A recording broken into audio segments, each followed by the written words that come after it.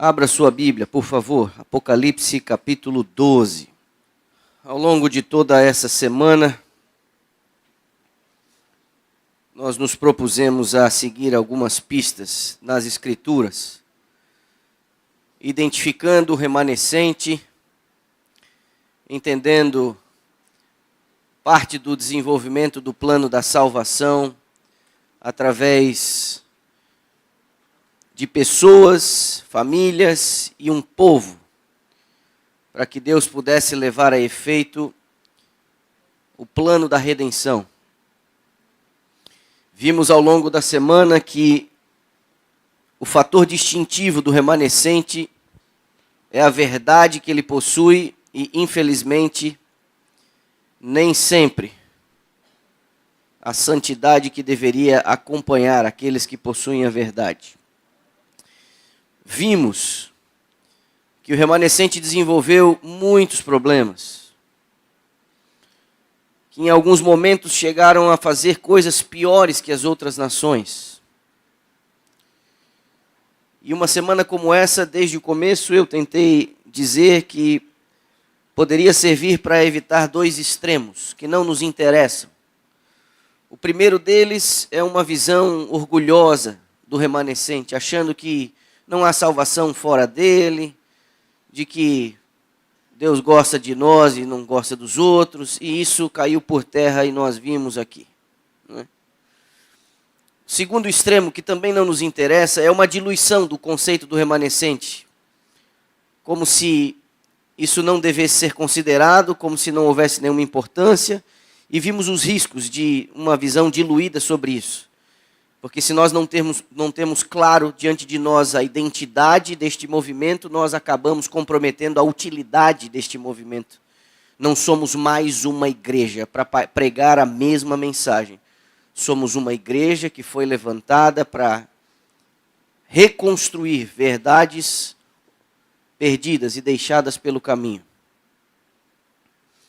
E vimos ontem, especificamente, que embora a Bíblia aponte as características distintivas do remanescente, ela também apresenta sobre ele uma das maiores e mais severas advertências. Porque um povo que, embora tenha a verdade, se comporta de forma soberba, tendo uma visão distorcida a respeito de si mesmo, orgulhoso, rico, achando que não lhe falta nada, quando na realidade vimos ontem cego, miserável, pobre e nu. Vimos ontem também que embora haja apostasia no nosso meio, essa igreja não está em apostasia. E que, embora receba um puxão de orelha, um dos mais severos, essa é a última igreja, esse é o último movimento, e antes da volta de Jesus, quando a casa de Israel será sacudida, sai a palha, mas fica o trigo. Pois bem, feche os seus olhos, por favor. Deus amado, temos a Tua palavra aberta diante de nós. E mais uma vez pedimos a Tua ajuda, o Teu auxílio. Nós somos incapazes, limitados, ignorantes, para a gente poder conseguir entender a profundidade, a beleza das Tuas verdades. Então, é em Tua graça e misericórdia que nós pedimos neste momento, Pai, por favor, fala com a gente. Nós não podemos viver esses últimos dias desapercebidos, distraídos, como se não fosse acontecer nada, como se a coisa não tivesse ficando complicada, como se nós não tivéssemos um inimigo. Então, na noite de hoje, Pai, tema muito sensível, pedimos que o Senhor se manifeste entre nós, porque hoje nós precisamos compreender uma parte da natureza do nosso antagonista.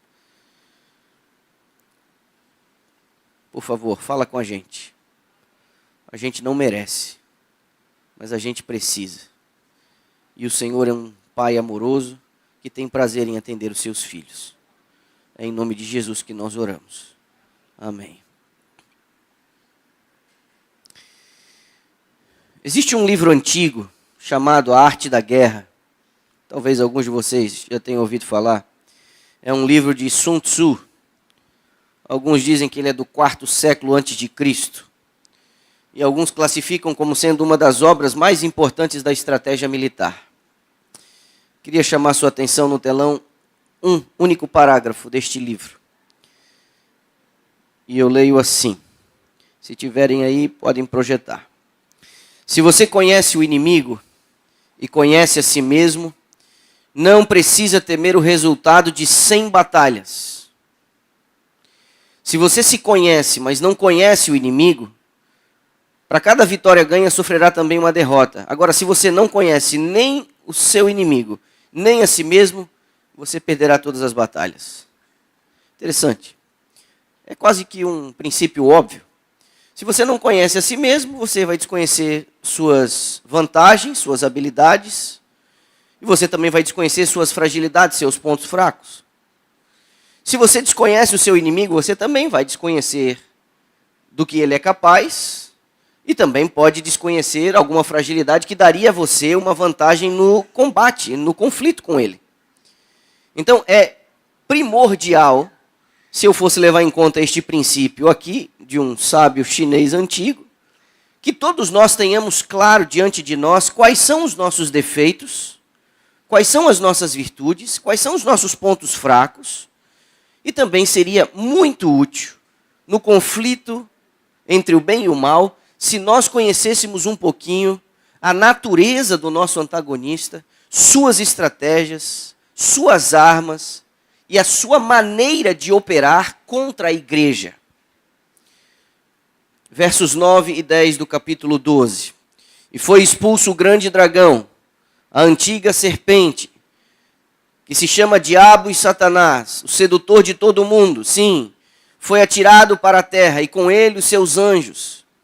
Então ouvi grande voz do céu proclamando: agora veio a salvação, o poder, o reino do nosso Deus e a autoridade do seu Cristo. Pois foi expulso o acusador de nossos irmãos, o mesmo que os acusa de dia e de noite diante do nosso Deus. Entenda,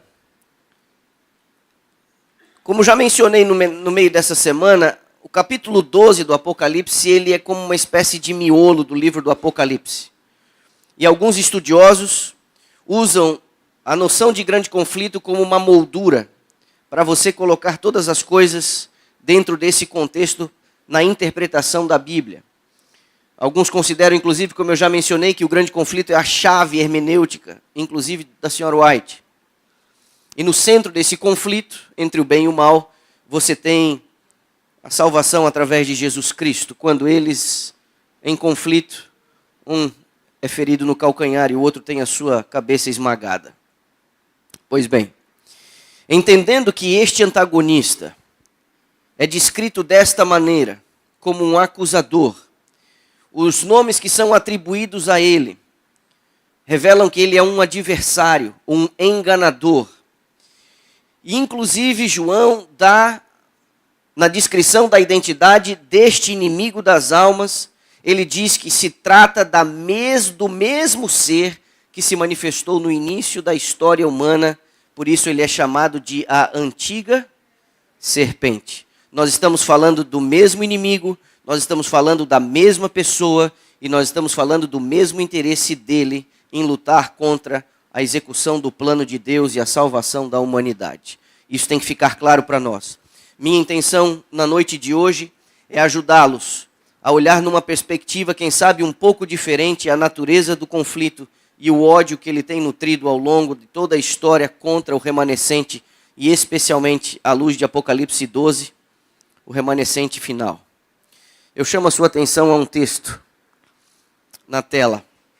Ele é extraído do livro O Grande Conflito, páginas 507 e 508. Leio assim: pouca inimizade há contra Satanás e suas obras, porque há tão grande ignorância a respeito do seu poder e maldade, e da grande extensão de sua luta contra Cristo e sua igreja. Multidões estão iludidas neste ponto. Não sabem que seu inimigo é um poderoso general que domina a mente dos anjos maus e que com planos bem elaborados e hábeis artifícios está a guerrear contra Cristo para impedir a salvação das almas. Repare, entre os professos cristãos e mesmo entre os ministros do Evangelho, raramente se ouve uma referência a Satanás, exceto talvez uma menção ocasional do púlpito. Não tomam em consideração as evidências de sua atividade e êxito contínuos. Negligenciam os muitos avisos contra os seus ardis. Parecem ignorar-lhe a própria existência. E ela continua. Enquanto os homens se acham em ignorância quanto aos seus estratagemas, esse vigilante adversário põe em seu caminho a cada momento. Olha só. Intromete-se em cada compartimento do lar, em toda a rua de nossas cidades, nas igrejas, nos conselhos nacionais, nos tribunais de justiça, confundindo, enganando, seduzindo, arruinando por toda parte a alma e o corpo de homens, mulheres e crianças, desmembrando famílias, semeando ódios, rivalidade, contenda, sedição, assassínio. E o mundo cristão parece olhar estas coisas como se Deus as tivesse designado e elas devessem existir. Há uma ignorância generalizada sobre o tema do grande conflito. E isso tem moldado toda uma geração. E aí eu vou dizer a você, ao invés dos nossos filhos terem uma noção do grande conflito pelas lentes das Escrituras, a fonte de muitos dos nossos jovens tem sido isso daí, ó. Coisinhas de Netflix e Amazon Prime. Coloca aí na tela. São seriados que apresentam a figura desse antagonista numa perspectiva toda lúdica, cheios de licença poética, demonstrando que ele não é tão mal assim. Colocam uma pitada de humor, mas esse tipo de seriado, às vezes, para aqueles que têm alguma familiaridade com a Bíblia, podem olhar e dizer, eu não vou mexer com esse troço aí não vou nem olhar, não vou nem mexer. Mas alguns acabam consumindo outros lixos, outras porcarias, onde o conceito do grande conflito e do bem e do mal não está tão explícito na capa. Eles acabam criando histórias e personagens e sagas e sequências e trilogias, onde você apresenta o bem como mal e o mal como bem. Então olhe para mim aqui. Se você acha bonitinho fazer uma festa de aniversário, dar um presentinho de Natal, ou uma camisetinha de super-heróis da DC ou da Marvel, sabe o que você está fazendo, meu irmão? Você está fritando os miolos do seu filho, para ele ter uma visão completamente errada da luta entre o bem e o mal. Esse tipo de produção cinematográfica inverte os papéis de quem é Deus e de quem é o inimigo. As pessoas vão engolindo as coisas de tal maneira que quando ele se apresentar, muitos estarão iludidos, porque ele moldou o pensamento de uma geração inteira. Você sabe que as produções hollywoodianas, as produções cinematográficas, elas seguem princípios muito semelhantes aos da Bíblia. Você imprime na mente das pessoas conceitos e verdades e uma lógica a partir de histórias. Deus se revelou na história, é na história. A Bíblia não é um livro cheio de conceitos abstratos. A Bíblia é um livro de história. E Deus vai mostrando como ele se desenvolve na história. E são isso exatamente o que os livros, as séries e os filmes fazem. E a gente senta como uma família como se fosse a coisa mais inocente do mundo. A gente acha legalzinho que o Homem de Ferro no final vai ganhar o negócio. A gente vê o cara que vem do espaço e uma liga se juntando para impedir que, olha, nós temos os nossos problemas, mas deixa a gente aqui. A gente se resolve. Quem vem do espaço é uma espécie de invasor. E eles se arrumam todo para poder invadir o negócio e lutar contra. Leia o finalzinho do grande conflito e você vai ver se não parece com esses filmes. Só que tudo às avessas. E aí eu volto a dizer o que eu disse ontem. É meio cansativo.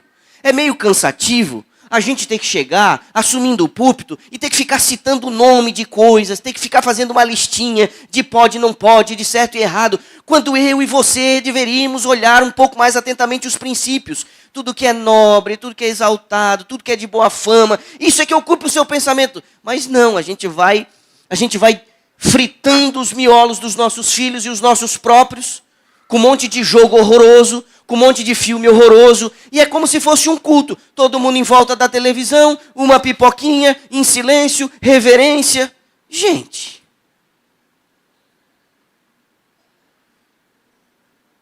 quando os nossos filhos deveriam estar preparados para identificar os inimigos, identificar a aproximação e as sugestões do inimigo.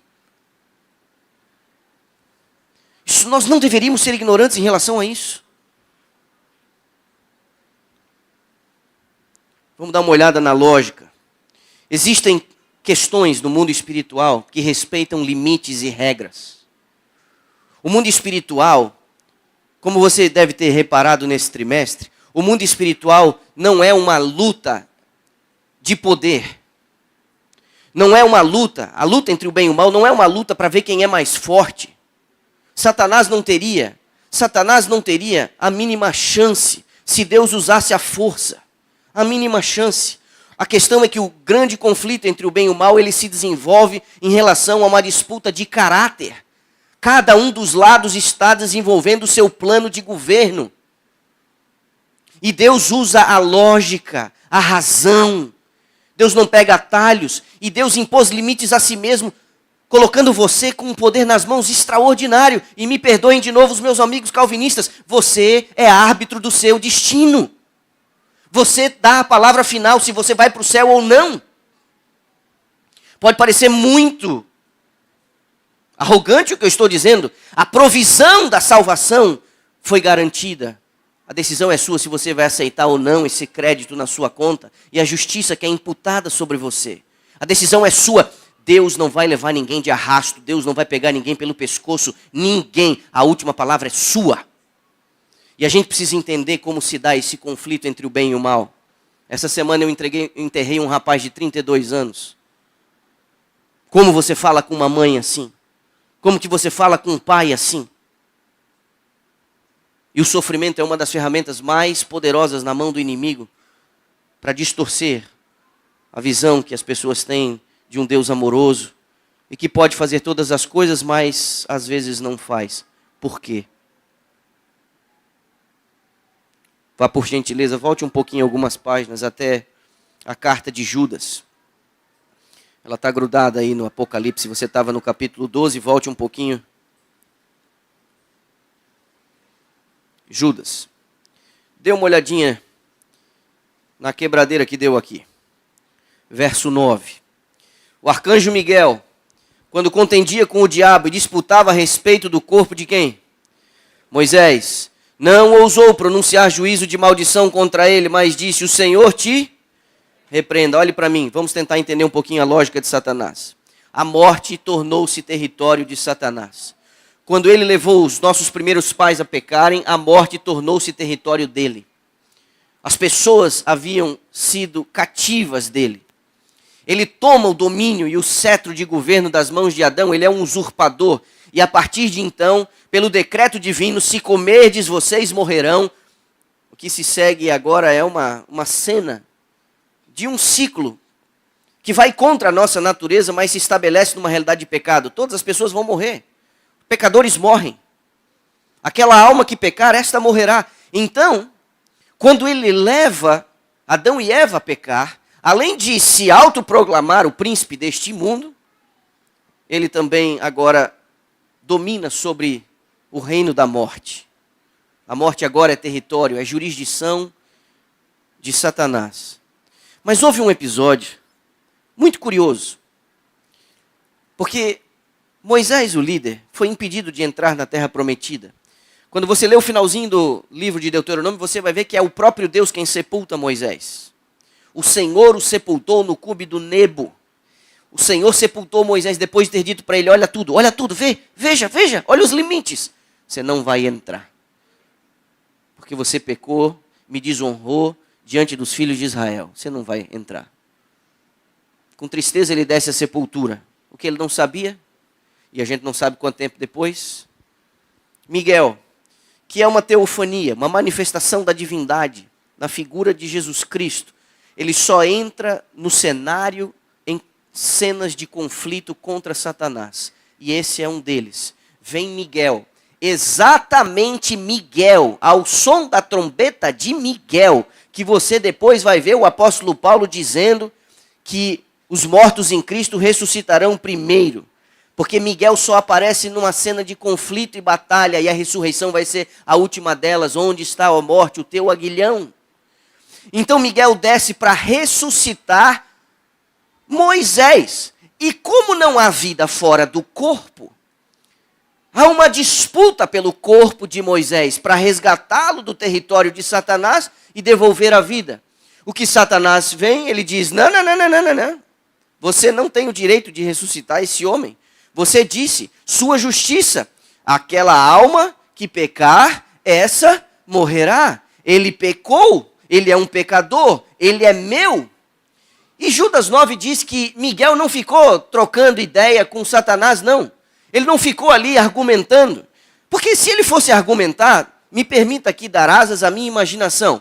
Se Miguel fosse argumentar, não argumentou, apenas disse, o Senhor te repreenda. Não argumentou, mas se fosse argumentar, ele poderia dizer assim, não, é o seguinte, vou levar Moisés para o céu, porque eu vou morrer por ele, vou pagar o preço pelo pecado dele, e eu vou ter o direito de levar ele para morar comigo no céu.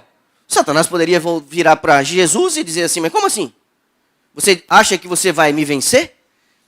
No céu de cada 2 anjos, um foi atrás de mim. A apostasia foi de 1/3. No Éden, os 2 vieram atrás de mim. 100% de apostasia. Te venci no céu, de certa forma. Te venci no Éden. Quem me garante que eu também não vou te vencer quando você resolver descer aqui? Então não houve essa conversinha. Porque Jesus apenas disse, o Senhor te repreenda. Ou seja, Moisés é levado para o céu como uma espécie de nota promissória. Não poderia, legalmente não poderia ter sido levado para o céu. Não poderia. Percebe? Ok? No capítulo 12, e nós vemos que ele é chamado de acusador no verso 10. Nós vemos que ele é chamado de Satanás, que significa adversário, no verso 9. Isso é uma redundância. Ou seja, nós estamos lidando com alguém, uma pedra no nosso sapato. O negócio dele é atrapalhar tudo. O negócio dele é tornar a nossa vida um verdadeiro inferno. Ele está aqui porque ele é o nosso adversário, ele é o nosso acusador. E quando ele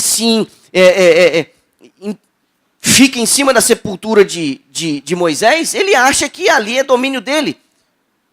Mas Jesus coloca ele no seu devido lugar. Deve ter dado um nó na cabeça, não é? Mas bem, agora eu vou pedir para você recuar até o livro de Jó, por gentileza. Capítulo 1. Vamos dar uma espiada como as coisas funcionam no conselho celestial. Eu leio assim, capítulo 1 de Jó, versos 6 a 12. Num dia em que os filhos de Deus, você conhece isso, né? Vieram apresentar-se perante o Senhor, veio também Satanás entre eles. Essa é a referência mais antiga e ele é citado aqui pelo nome, viu? Perguntou o Senhor a Satanás, de onde vens? Ele respondeu, de rodear a terra e passear por ela. E perguntou ainda o Senhor a Satanás, observaste meu servo Jó? Ninguém há na terra semelhante a ele, homem íntegro, reto, temente a Deus, que desvia do mal. Então respondeu Satanás ao Senhor, mas ele realmente teme a ti? Acaso não o cercaste com sebe, a ele, sua casa, tudo que ele tem? A obra das suas mãos abençoaste, os seus bens se multiplicaram na terra? Estende, porém, a mão e toca-lhe em tudo que tem, e verás se ele não blasfema contra ti na tua face. Diz o Senhor a Satanás, eis que tudo que ele tem está em teu poder, somente contra ele não estendas a mão. E Satanás saiu da presença do Senhor. O que você vê aqui é uma cena de um conselho celestial. Os filhos de Deus se apresentando perante o Senhor, também veio entre eles Satanás. Porque ele se considerava o representante legal do planeta. Ele vai como representante de um planeta que ele levou à queda e à rebelião contra Deus. Então ele chega lá e ele se enfia no meio daquela gente toda, representantes de outros mundos, é um conselho celestial. Você imagina a cena, você imagina o mal-estar, você imagina um conselho celestial onde é permitido ainda o acesso dele. Entenda, quando ele começa as suas acusações, lá no livro de Ezequiel e no livro de Isaías, mas especialmente no livro de Ezequiel, diz que ele no seu comércio, nas suas calúnias, na sua bagunça, ele lançou dúvidas em relação ao caráter de Deus. Mesmo os anjos bons não conseguiam discernir exatamente o mistério que estava por trás da sua rebelião. Mesmo os anjos bons que permaneceram leais a Deus, não conseguiam enxergar tudo ainda, porque tudo era envolto num mistério terrível, o mistério da iniquidade. Então ele chega lá no meio deles. E o interessante é que, ao descrever esta cena, o autor do livro de Jó, que nós entendemos que seja Moisés, ele diz: de onde é que você veio?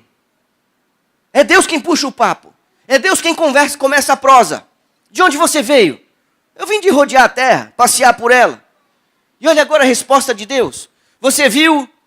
Qual é o pronome que Deus usa ali? O meu servo Jó. Não diz, mas está implícito, tá?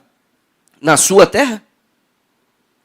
Jó era um ponto de resistência contra uma onda de mal que predominava sobre todo o planeta. Só que agora, nessa conversa entre eles, Satanás continua fazendo as suas acusações, porque é assim que o mundo espiritual funciona. Não é uma luta de poder, é uma luta de caráter. E Satanás lançou dúvidas sobre o caráter de Deus, e a tese de Satanás é a seguinte: a conversinha entre vocês, a relação entre você e as criaturas é uma troca de interesse. Ninguém ama você de maneira genuína. Eles te amam e te obedecem porque você abençoa eles. Se você deixar de abençoar eles, eles voltam as costas contra ti. Essa era a tese de Satanás. Essa era a calúnia dele. Ou seja, você estabelece um regime de escravidão, de controle. Só que não. Então essa cerca, a qual Satanás se refere que Deus havia colocado em torno de Jó, essa cerca é removida. Porque nas regras do mundo espiritual existem limites para ambos operar. E mesmo Satanás tem limites para operar na vida das pessoas. É removida a cerca. Olha o que acontece em poucas horas. Olha do que ele é capaz. Quando a cerca é removida, você repara, ele perdeu absolutamente tudo em poucas horas. Tudo.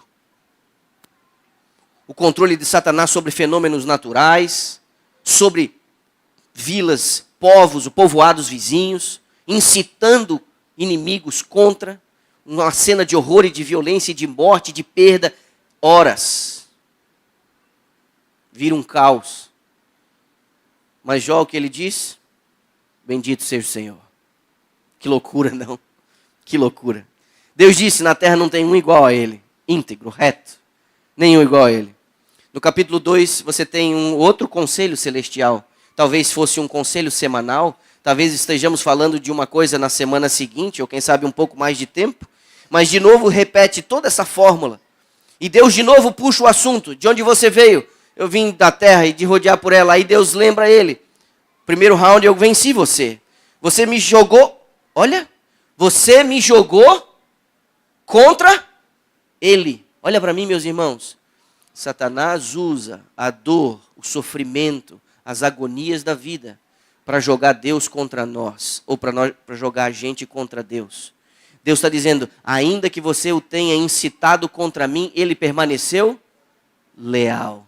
É assim que funciona o mundo espiritual. Então, Satanás vem com sua segunda tese. Tudo bem, ele pode até amar você acima das coisas dele, mas ele não ama você acima dele mesmo. Se você tocar nele, se você remover essa cerca, porque a cerca estava grande, agora a cerca só está em volta de Jó. Remova essa cerca também e você vai ver se ele não vai blasfemar contra ti. Então Deus, que é o soberano, ele diz, tudo bem, toca nele. Mas tem aqui uma limitação. Não tira a vida dele. Meus irmãos, a descrição é que ele virou uma ferida, da planta do pé até a ponta da cabeça. Ele virou uma ferida. Descrições ao longo do livro diz que de uma lua nova a outra ele gemia, sua língua cheia de feridas. Foram meses de horror. Mas Satanás saiu derrotado. Que coisa, não? Que coisa.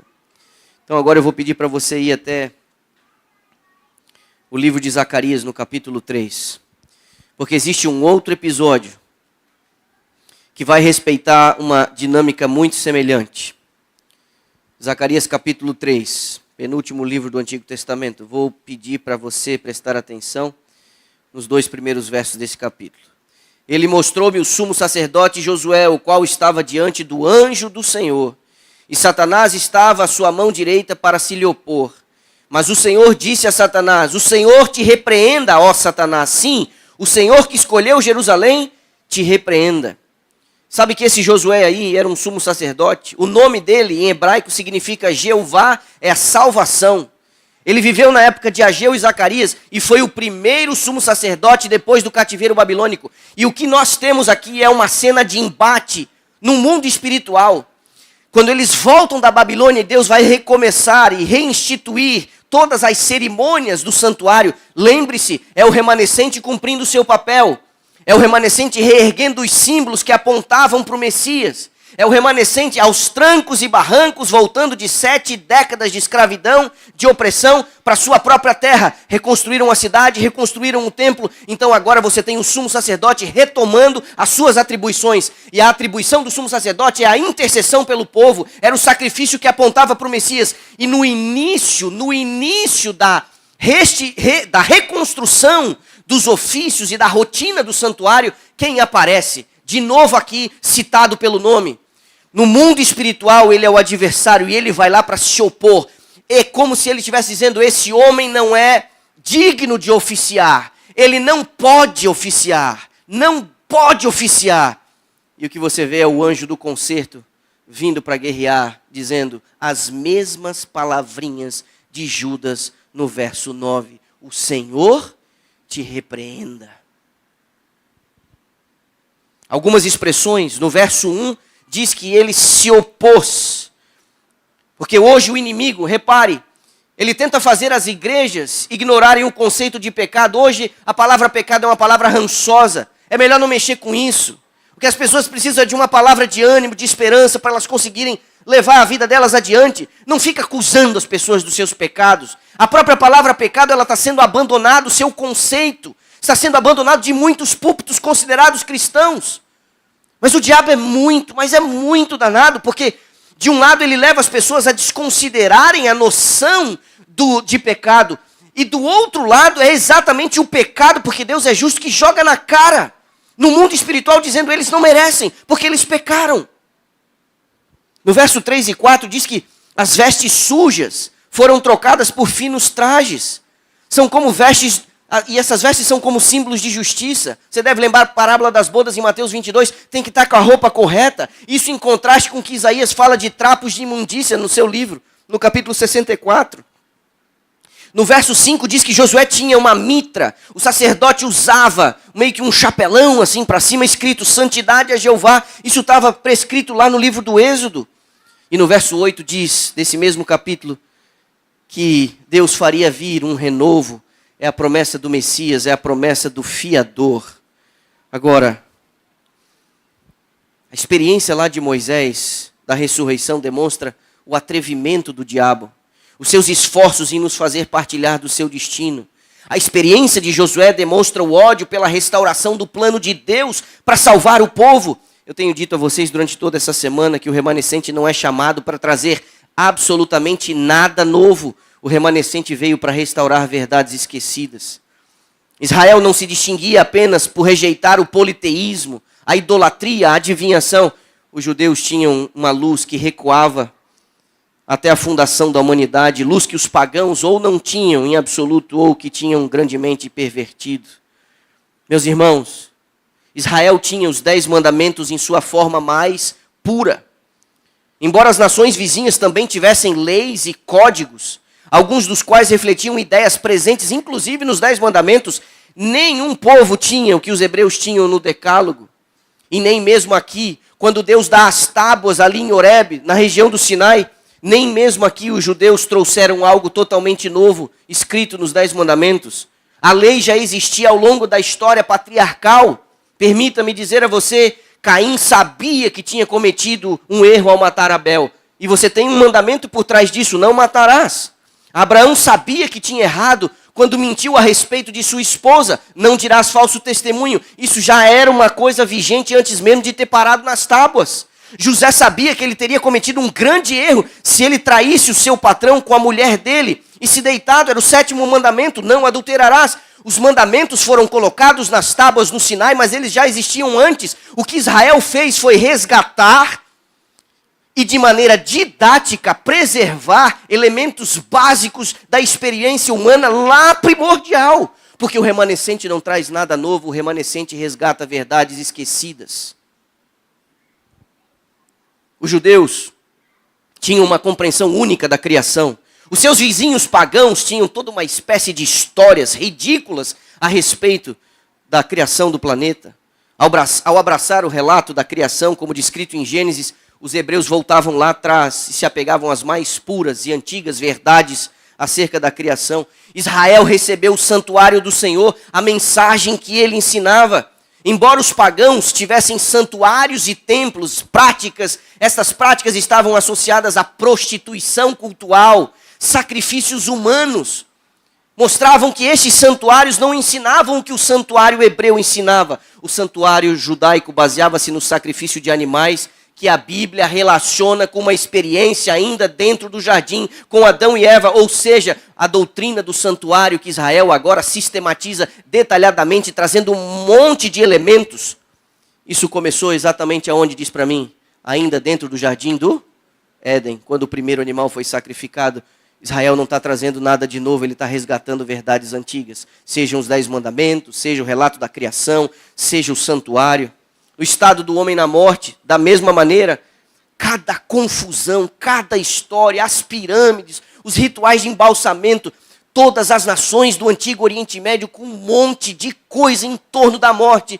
Os hebreus a tratavam de maneira simples, sem misuras, porque eles também já tinham uma compreensão do estado do homem na morte.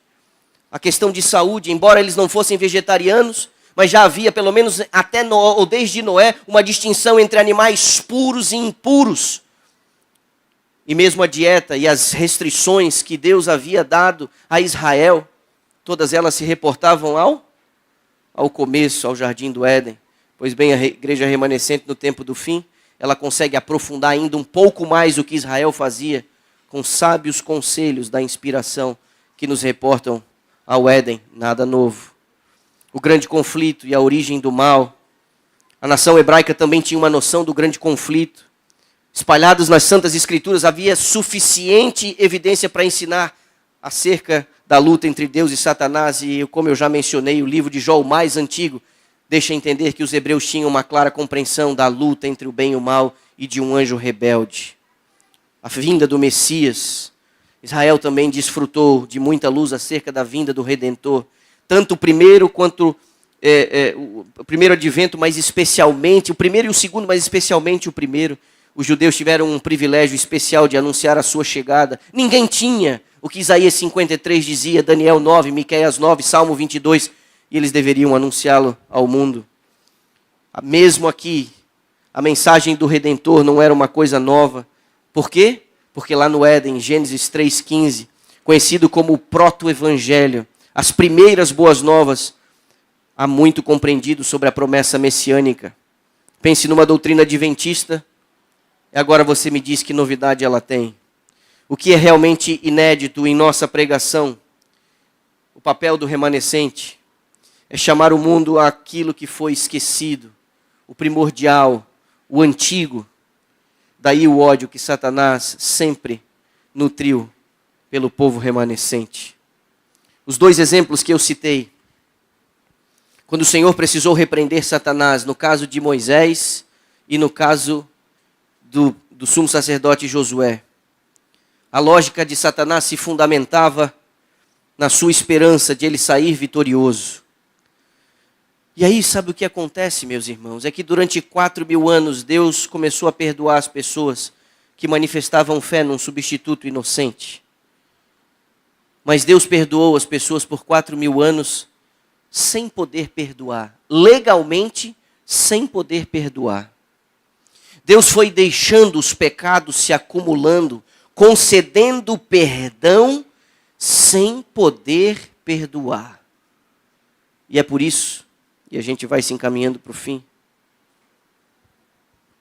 que lá no livro de Romanos, o apóstolo Paulo diz no capítulo 3, que nós somos justificados gratuitamente por sua graça, por meio da redenção que há em Cristo Jesus.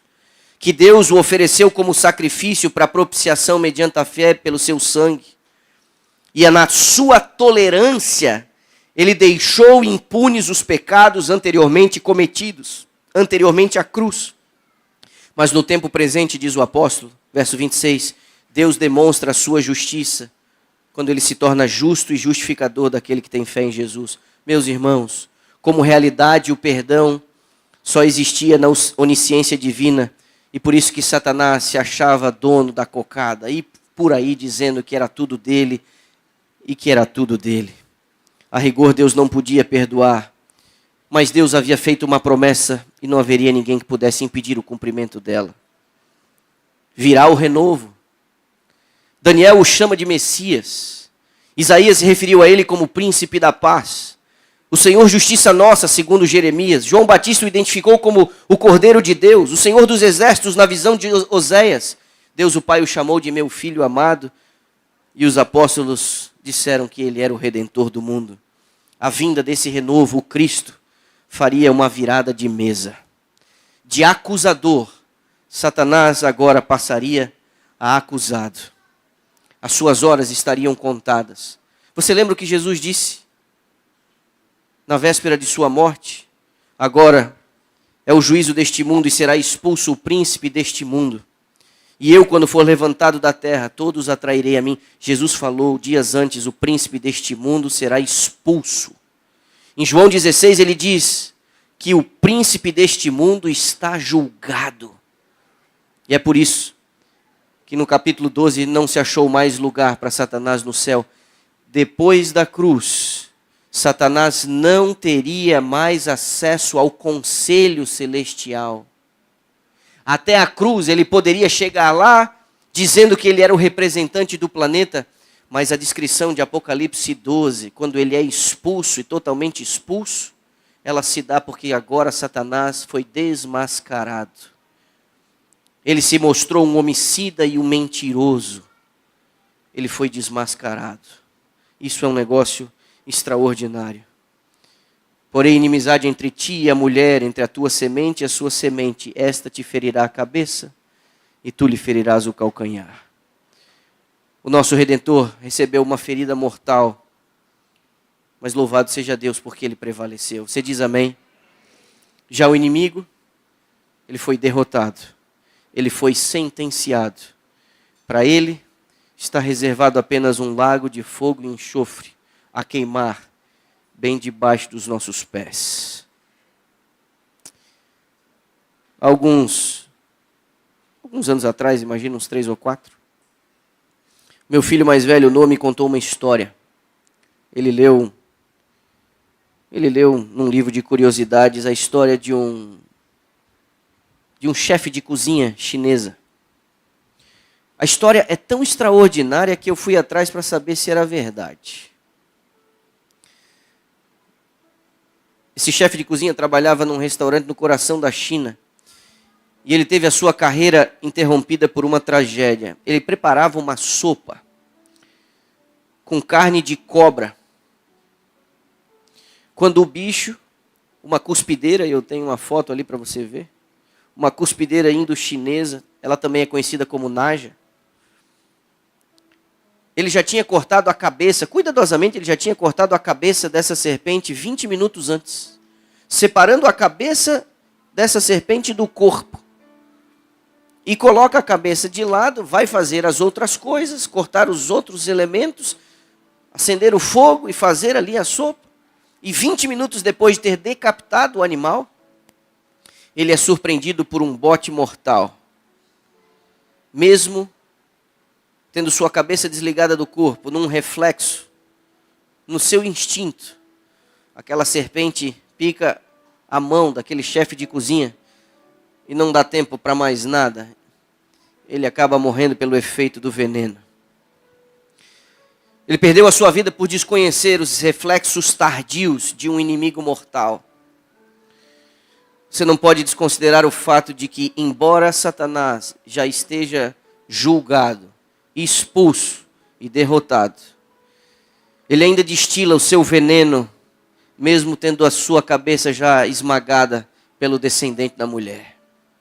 Ele continua esperneando, desferindo golpes como um guerreiro sem cabeça.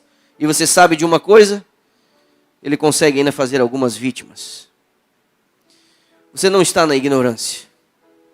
Você não está no meio dessa confusão toda como se não tivesse sabendo o que está acontecendo. Nós sabemos exatamente o que está acontecendo. Eu vou repetir. Não é uma guerra de poder, é uma guerra de caráter. E racionalmente nós temos que escolher sob qual bandeira nós vamos marchar e sob qual governo nós vamos nos submeter. Não há neutralidade. Algumas pessoas podem argumentar assim: não quero nada com Satanás. Se ele de fato existe, eu não quero nada com ele. Mas também quero tocar a minha vida. Eu não quero ficar cheio de restrições aí. Não pode isso, não pode aquilo. Coisas aí que a igreja fica tentando ensinar a gente. Não, eu só quero tocar a minha vida. Eu só quero ter uma vida normal. Eu só quero ser uma pessoa normal. Eu só quero no final do dia beber minha cervejinha gelada, me sentar do lado de uma churrasqueira, comer, desfrutar do resultado do meu trabalho, depois de algum tempo achar uma casa no campo ou na praia, passar os meus feriados ensolarados, tendo os meus filhos e netos crescendo ao redor de mim. É isso que eu quero para a minha vida, meus irmãos. A vida não é uma propaganda de margarina. E a vida não se restringe a você sair do aluguel, comprar uma casa e realizar seus sonhos. A vida não é isso. Nós estamos no meio de uma confusão. Nós estamos no meio de uma guerra, de um conflito cósmico entre o bem e o mal. E sabe o que está em jogo? O seu destino. Sabe o que está em jogo? O seu coração. Enganoso, irremediavelmente mal, corrompido. Mas ainda assim Deus consegue olhar para você e te amar de um jeito, com um amor mais forte do que a morte. Deus consegue te amar de tal forma que mesmo você não merecendo e nem pedindo, antes mesmo de você tomar consciência disso, Ele enviou seu Filho, para que através dos seus méritos Ele tivesse o direito de levar você para morar com Ele. Deus tem o direito de levar você para morar com Ele, porque Jesus Cristo pagou pelos teus pecados. O que Satanás está tentando fazer? Está tentando levar você a não apreciar esse dom de maneira devida. Está tentando distrair você com os negócios do dia a dia. Está tentando fazer você desistir desse teu temperamento difícil. E eu sei que a vida de muitos de nós é uma vida muito confusa. Porque nós fomos muito afetados pelo pecado. Alguns de nós temos um temperamento horroroso. Alguns de nós falamos mais que a boca. Alguns de nós achamos problema em tudo e em todos. Alguns de nós tornamos o ambiente ao redor de nós azedo, chato, doentio. Alguns de nós trazemos vergonha para o Evangelho. O simples fato de sermos chamados cristãos deveria fazer de nós os melhores vizinhos. Para de ficar reclamando que fizeram isso ou aquilo na tua rua, na tua calçada, no teu muro. Para de ficar esperneando nas redes sociais, porque o governo fez isso, porque eles foram injustos naquilo. Para de se comportar como se a vida ela se resumisse a isso daqui. Gente, na melhor das hipóteses, nós vamos chegar aí aos 70, 80, alguns de nós, com alguma sorte, vamos chegar perto dos 100 anos. E a vida vai se resumir a isso daqui? Não. Porque na ótica, na perspectiva da eternidade, essas poucas décadas horrorosas aqui são como nada. Ele morou lá em cima. O nosso inimigo morou lá em cima. Ele habitou diante da face do Deus Todo-Poderoso. Ele entrava na luz inacessível. Como um querubim cobridor, ele andava no meio das pedras afogueadas. Belo, lindo, perfeito. Seu pecado é indesculpável porque ele tinha uma revelação do amor, da santidade, da bondade de Deus. Como ninguém, ainda assim ele desejou ser como Deus. E levou o universo a olhar com espanto para o nosso planeta. E tudo está em torno do teu coração.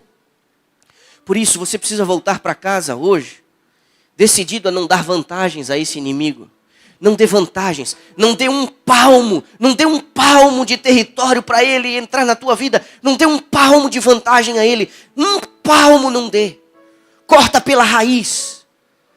Para de corromper a santidade da tua casa, vendo e consumindo aquilo que não presta. Para de colocar teus filhos em risco, financiando várias das coisas que eles consomem, que vão estragar a mente deles, a utilidade deles, o futuro deles. Para. Como ele já está perdido, sem cabeça, desfigurando golpes ao léu, o prazer que ele tem agora é fazer sofrer o coração de Deus, levando você ao sofrimento e à ruína. Mas Deus não vai pegar você pelo pescoço. Porque não é assim que Deus trabalha. Porque Ele impôs limites na relação com as criaturas. Limites a Satanás e limites a Ele mesmo. Só que, quando o Evangelho chega, o Evangelho eterno. Quando o Evangelho eterno chega na nossa vida, esse Evangelho não quer apenas dar uma vida extraordinária para você quando ele vier buscar a gente. Esse Evangelho visa transformar você aqui e agora para a glória de Deus.